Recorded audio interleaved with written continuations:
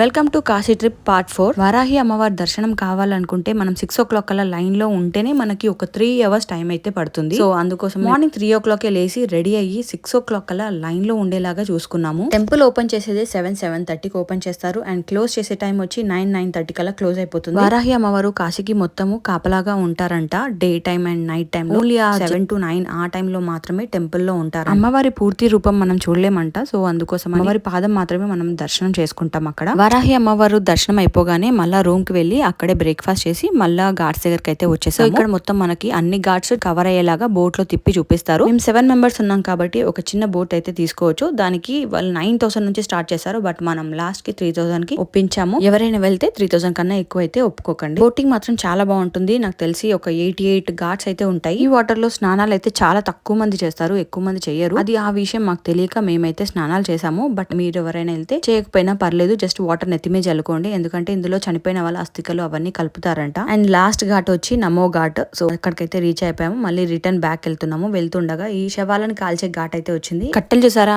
ఎన్ని పోగేశారు. అక్కడ నుంచి రూమ్ కి వెళ్ళిపోయి నైట్ గంగాహారతికి అయితే వచ్చేసాము. సో ఇక్కడ జనం చూడండి ఎంత మంది ఉన్నారో. ఈవెన్ మనం బోట్ లో ఎక్కి చూడాలనుకుంటే పర్ పర్సన్ 300 ఎంతో తీసుకుంటారు. గంగాహారతి కోసం మనం రూమ్ నుంచే 6 o'clock కల్లా స్టార్ట్ అవ్వాలి. హారతి 7 కల్లా స్టార్ట్ అవుతుంది. హారతి కంప్లీట్ చేసుకొని నెక్స్ట్ డే అయోధ్యకు వెళ్లేది ఉంది కాబట్టి ఎర్లీగా పడుకున్నాం. Stay tune for final part.